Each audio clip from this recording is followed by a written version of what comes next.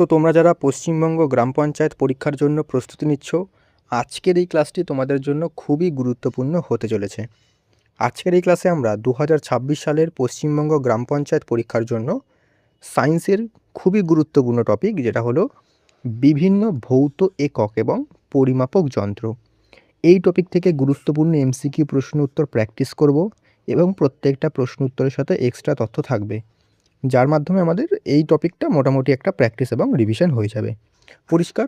আর তোমাদের পঞ্চায়েত পরীক্ষার জন্য আগে কিন্তু আমি অলরেডি অনেক ক্লাস দিয়েছি, তো সেই ক্লাসগুলো অবশ্যই করে আসো। তার লিঙ্ক তোমরা ডেসক্রিপশানে পেয়ে যাবে, অথবা আমাদের চ্যানেলে যাবে, সেখানে দেখবে একটা প্লেলিস্ট করা রয়েছে। সেখানে পঞ্চায়েত বলে একটা প্লেলিস্ট করা আছে, পঞ্চায়েত জিকে 2026 এমন একটা প্লেলিস্ট করা রয়েছে। সেখানে আমাদের ক্লাসগুলো তোমরা পরপর দেখতে পারবে। পরিষ্কার? তো আমি বলবো অবশ্যই তোমরা সেই ক্লাসটা করে আসো, সেই ক্লাসগুলো করো, তাহলে কিন্তু তোমরা অনেকটাই লাভবান হবে।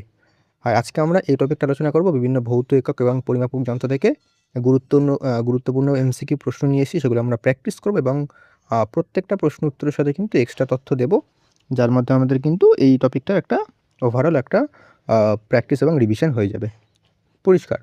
আর তোমাদের একটাই কথা বলবো, তোমরা আমি যখন প্রশ্ন এবং অপশান দেখাবো, তোমরা ভিডিওটা পজ করবে এবং উত্তরটা নিজেরা করার চেষ্টা করবে।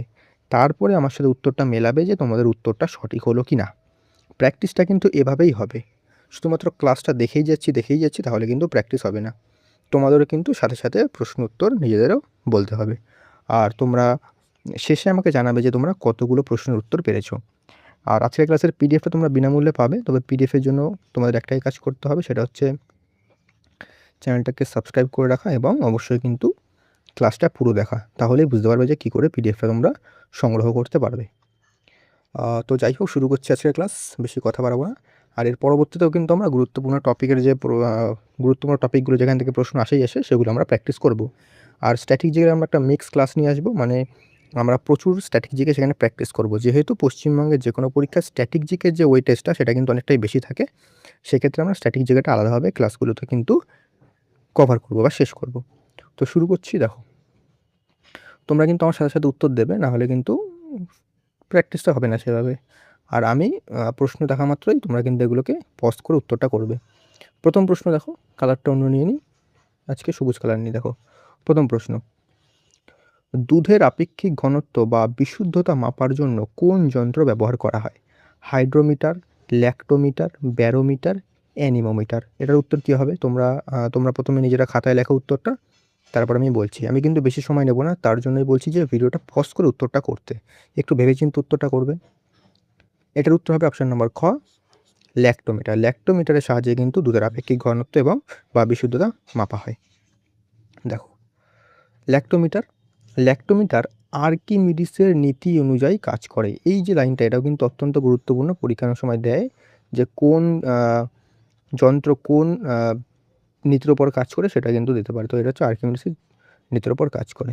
ওকে, দেখো হাইড্রোমিটার দিয়ে তরলের আপেক্ষিক ঘনত্ব মাপা হয়। হাইড্রোমিটার দিয়ে কী মাপা হয়? তরলের আপেক্ষিক ঘনত্ব। তোমরা একই পাশে কিন্তু এগুলো জেনে নেব। তারপরে হচ্ছে ব্যারোমিটার দিয়ে কী মাপা হয়? ব্যারোমিটার দিয়ে মাপা হয় কিন্তু বায়ুমণ্ডলীয় চাপ। বায়ুমণ্ডলীয় চাপ মাপা হয় ব্যারোমিটার দিয়ে কী মাপা হয়? বায়ুমণ্ডলীয় চাপ। তো একটা প্রশ্ন দেখলাম আমরা, তার পাশাপাশি কিন্তু আরও 3টে গুরুত্বপূর্ণ তথ্য জেনে নিলাম।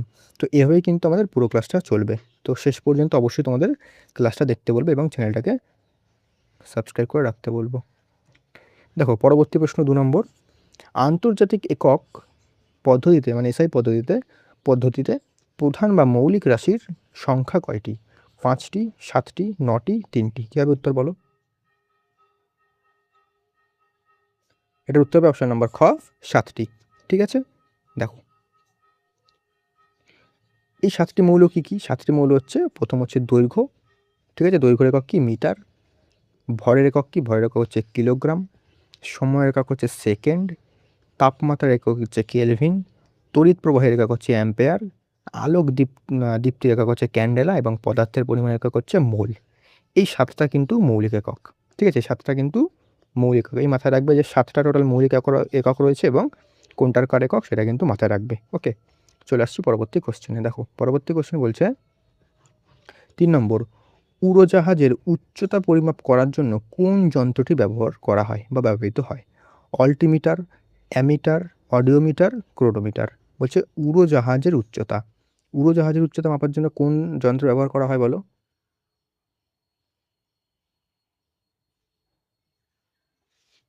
উড়োজাহাজের উচ্চতা মাপার জন্য ব্যবহার করা হয় অপশন নাম্বার ক, অল্টিমিটার। ঠিক আছে, দেখো অল্টিমিটার আসলে একটি বিশেষ ধরনের ব্যারোমিটার, যা উচ্চতা বাড়ার সাথে সাথে বায়ুচাপের পরিবর্তনকে পরিমাপ করে উচ্চতা নির্ণয় করে। অ্যামিটার দিয়ে কী মাপা হয়? অ্যামিটার দিয়ে মাপা হয় তড়িৎ প্রবাহ। অ্যামিটার দিয়ে কী মাপা হয়? তড়িৎ প্রবাহ। তোমরা চাইলে কিন্তু এই যে পয়েন্টগুলো খাতায় লিখে নিতে পারো।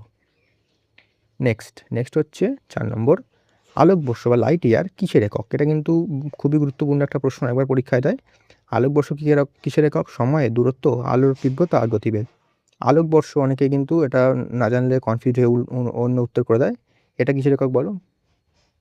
দেখো আলোকবর্ষ কিন্তু আসলে একটা দূরত্বের একক, ডিস্টেন্সের একক।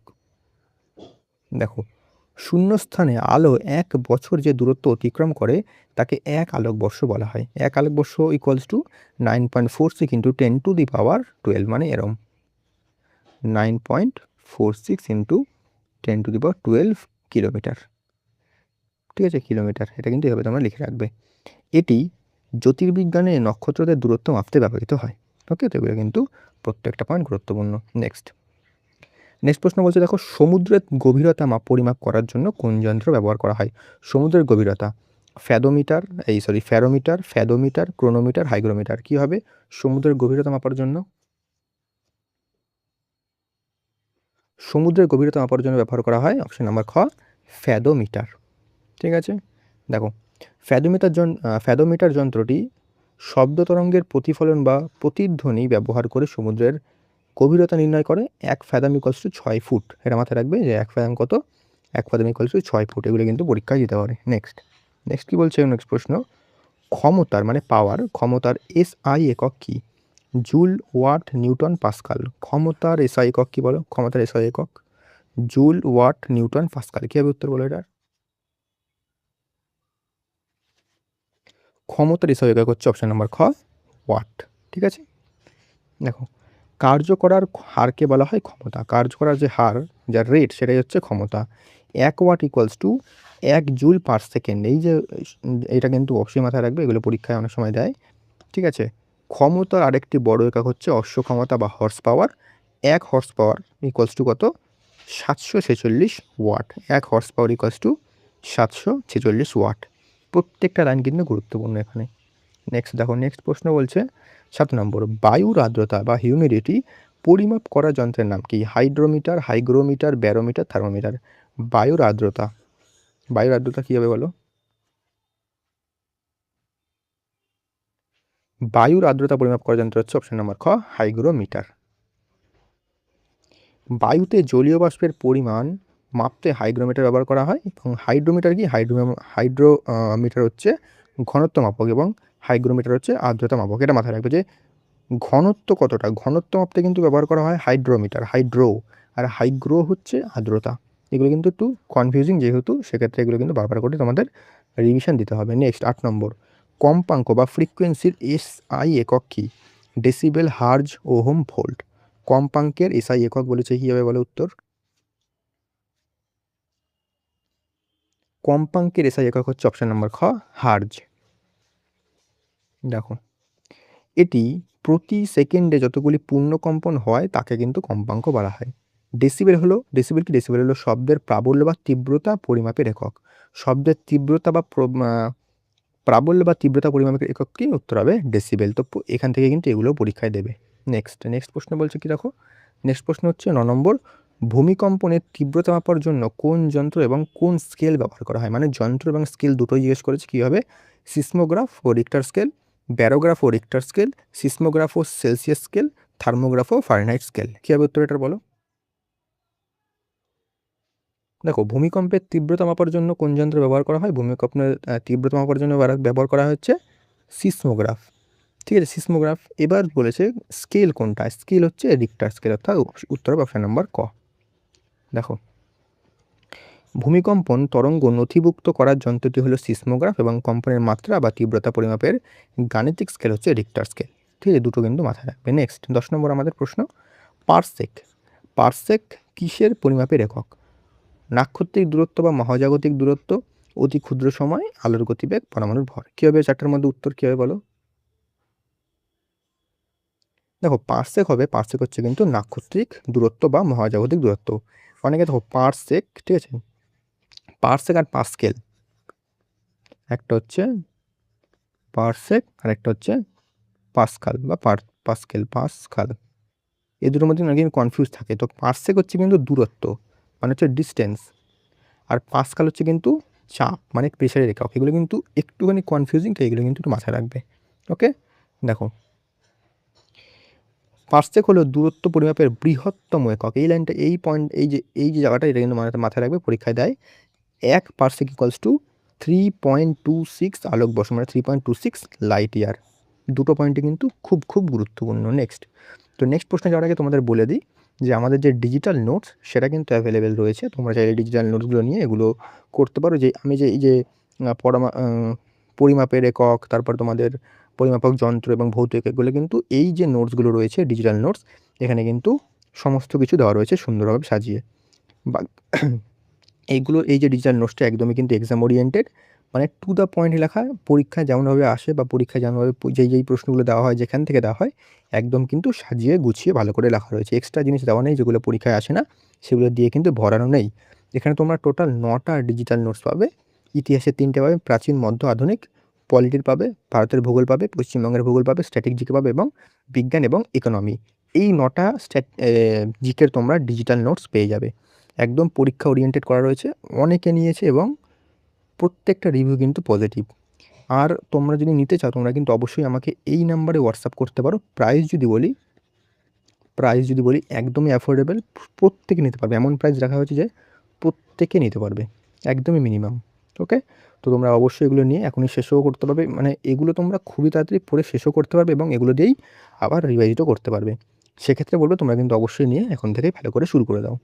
তো যাই হোক, চলে আসছি পরবর্তী কোশ্চেনে। পরবর্তী কোশ্চেন বলছে 11 নম্বর, জাহাজের সঠিক সময় পরিমাপ করার জন্য নাবিকরা কোন যন্ত্র ব্যবহার করে?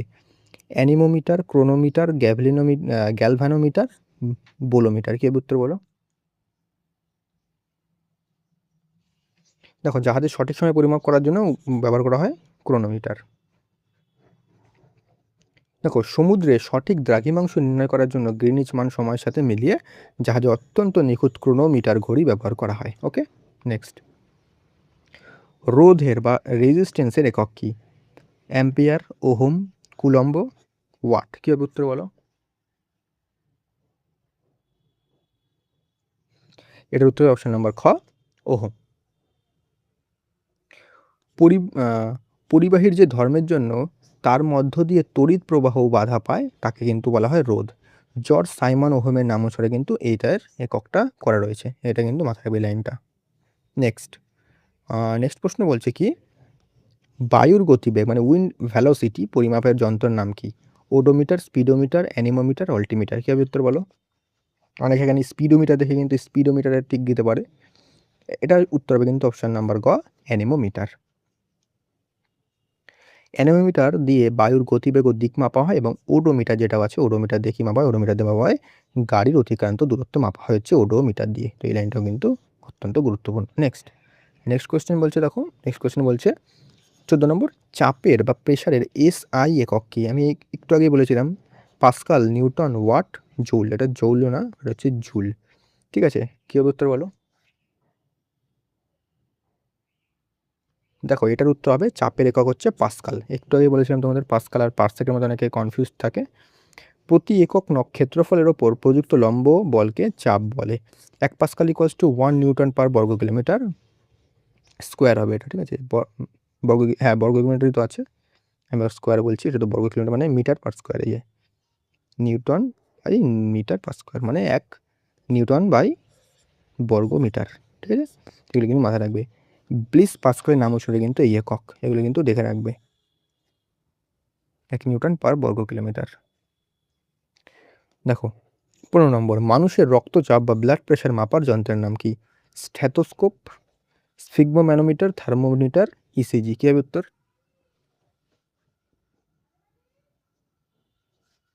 এর উত্তর অপশন নাম্বার খ, স্ফিগমোম্যানোমিটার। ওকে, দেখো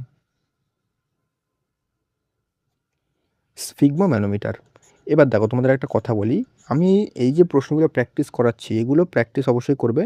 তোমাদের যে কোনো যখন টেক্সট বই যদি থাকে, টেক্সট বই বা দেখো পরীক্ষার ক্ষেত্রে শুধুমাত্র যে এমসিকিউ প্র্যাকটিস করলাম আমি, টেক্সট মানে থিওরি বা টেক্সট বই কোনো একটা না পড়ে, জিকে যে টেক্সট বই বা থিওরি বই থাকে সেগুলো না পড়ে শুধুমাত্র প্রথম থেকেই আমি মানে কোনো একটা পড়া শুরু করছি, সরকারি চাকরির পরীক্ষার পড়া প্রথমে যদি আমি এমসিকিউ দিয়ে শুরু করি তাহলে কিন্তু কোনোভাবেই তোমরা জিকেতে ভালো নাম্বার করতে পারবে না। প্রথমে বেসিকটা ভালো করে পড়বে, প্রথমে থিওরিটা ভালো করে পড়বে, তারপরে থিওরির পাশাপাশি শুধুমাত্র থিওরি পড়লেও যে পুরো একদম হয়ে যাবে, দেখো হবে বলছি না, সেটা হবে, কিন্তু পরীক্ষার সময় অনেক সময় মানে অপশানগুলো কি একটু কনফিউজিং থাকে, সেক্ষেত্রে পরীক্ষার আগে অবশ্যই তোমাদের এমসিকিউ প্র্যাকটিস করা জরুরি। মানে থিওরি প্লাস এমসিকিউ দুটোই কিন্তু গুরুত্বপূর্ণ, মানে কোনো একটা বেশি গুরুত্বপূর্ণ কোনোটা কম গুরুত্বপূর্ণ তেমন কিন্তু নয়, দুটোই কিন্তু সমানভাবে গুরুত্বপূর্ণ। সেক্ষেত্রে তোমাদের ভালো করে দুটোই ভালো করে করতে হবে, ঠিক আছে? তারপর কোথায় ছিলাম আমরা? এবার দেখো তারপর হচ্ছে স্টেথোস্কোপ দিয়ে হৃদস্পন্দনের শব্দ শোনা হয়। ওকে, তো এগুলো কিন্তু মাথায় রাখবে। নেক্সট প্রশ্ন 16 নম্বর কী বলছে দেখে নিই আমরা। 16 নম্বর হচ্ছে নিচের কোন ভৌত রাশিটির কোনো একক নেই? আপেক্ষিক গুরুত্ব, বিকৃতি, প্রতিসারাঙ্ক, সবকটি। কী হবে উত্তর বলো? এটার উত্তর অপশন নম্বর ঘ, সবকটি। দেখো যেসব রাশি দুটি সমজাতীয় রাশির অনুপাত, যেমন আপেক্ষিক গুরুত্ব, বিকৃতি, প্রতিসারাঙ্ক, পারমাণবিক গুরুত্ব, তাদের কোনো একক থাকে না, এদের এককবিহীন রাশি বলা হয়। ওকে, এগুলো কিন্তু দেখে রাখবে। নেক্সট বলছে 17 নম্বর, সমুদ্র যাত্রায় দূরত্ব পরিমাপের একক কোনটি? নটিক্যাল মাইল, কিলোমিটার, আলোকবর্ষ, গজ। কী হবে উত্তর এটার উত্তর হবে অপশন নাম্বার ক, নটিক্যাল মাইল। ওকে, দেখো 1 nautical mile equals to 1.852 kilometre. এটা কিন্তু এই যে সংখ্যাটা মনে রাখবে, সমুদ্রে জাহাজের গতিবেগ মাপার একককে বলা হয় নট। 1 নট ইকুয়ালস টু ঘন্টায় 1 নটিক্যাল মাইল বেগ। এগুলো কিন্তু প্রত্যেকটা লাইন গুরুত্বপূর্ণ। নেক্সট 18 নম্বর প্রশ্ন, আলোর তীব্রতা বা দীপন প্রাবল্য এর একক কি? লিউমিনিয়াস ইন্টেন্সিটি। ক্যান্ডেলা, লুমেন, লাক্স, মোল। কে উত্তর? দীপন প্রাবল্য। দেখো দীপন প্রাবল্য হবে অপশন নম্বর ক, ক্যান্ডেলা। ক্যান্ডেল হলো আন্তর্জাতিক পদ্ধতির একটি মৌলিক একক। লুমেন হলো কি? আলোক ফ্লাক্সের একক। এটা কিন্তু মাথায় রাখবে। ওকে, নেক্সট 19 নম্বর, রান্নার গ্যাসের সিলিন্ডারে বা তরলের আয়তন মাপার সাধারণ একক গ্যালন। এই যে গ্যালন, সেটার 1 গ্যালন সমান কত লিটার? কীভাবে উত্তর বলো এটা? 4.546 লিটার, 5.5 লিটার, 2.5 লিটার, 1.5 লিটার। দেখো এটার উত্তর অপশন নাম্বার ক, 4.546 লিটার। ওকে, তারপর দেখো পরবর্তী কোয়েশ্চেন কি বলছে। পরবর্তী কোয়েশ্চেন হচ্ছে 20 নম্বর, কোনো পরিবাহীতে অত্যন্ত সূক্ষ্ম বা সামান্য তড়িৎ প্রবাহের উপস্থিতি ও দিক নির্ণয় করার জন্য কোন যন্ত্র ব্যবহার করা হয়? Ammeter, voltmeter, galvanometer, wattmeter. কী হবে বলো উত্তর এটার উত্তর হবে অপশন নাম্বার গ, গ্যালভ্যানোমিটার। অ্যামিটার দিয়ে কী মাপা হয়? অ্যামিটার দিয়ে বড় মানের তড়িৎ প্রবাহ সরাসরি মাপা হয়, কিন্তু সার্কিটে সামান্য কারেন্ট আছে কিনা তা ডিটেক্ট করতে গ্যালভ্যানোমিটার ব্যবহার করা হয়। ভোল্টামিটার দিয়ে বিভব প্রভেদ মাপা হয়, মানে ভোল্টেজ মাপা হয়। তো এগুলো কিন্তু প্রত্যেকটা লাইন গুরুত্বপূর্ণ। ওকে, চলে আসি নেক্সট। তো কটাই প্রশ্ন ছিল আমাদের, আমরা খুবই গুরুত্বপূর্ণ কিছু প্রশ্ন প্র্যাকটিস করে নিলাম। আর তোমাদের বলবো তোমরা কিন্তু অবশ্যই আমাদের ডিজিটাল নোটসগুলো ভালো করে মানে এগুলো নিয়ে তোমরা কিন্তু ভালো করে আরও প্রিপারেশনটা করতে পারবে। আর এটা খুবই তাড়াতাড়ি শেষও করতে পারবে। টু দ্য পয়েন্ট, একদম টু দ্য পয়েন্ট, সহজ ভাষায় লেখা। আর মানে যেগুলো একদম পরীক্ষা ওরিয়েন্টেড সেগুলি দেওয়া রয়েছে। প্রাইস একদম অ্যাফোর্ডেবল, তোমরা আমাকে এই নম্বরে হোয়াটসঅ্যাপ করতে পারো। আর আজকের যে পিডিএফ সেটা তোমরা আমাদের টেলিগ্রামে পেয়ে যাবে, টেলিগ্রামের লিঙ্ক তোমরা ডেসক্রিপশনে পেয়ে যাবে। ওকে, সেখানে সমস্ত পিডিএফ তোমরা অ্যাক্সেস করতে পারবে। আর অবশ্যই তোমরা 20টার মধ্যে কটা প্রশ্ন পেরেছো বা জানতে উত্তর সেটা আমাকে কমেন্ট করে জানাও। পাশাপাশি কিন্তু অবশ্যই চ্যানেলটাকে সাবস্ক্রাইব করে রাখো এমন কন্টেন্টের জন্য। তো দেখা হচ্ছে নেক্সট ক্লাসে।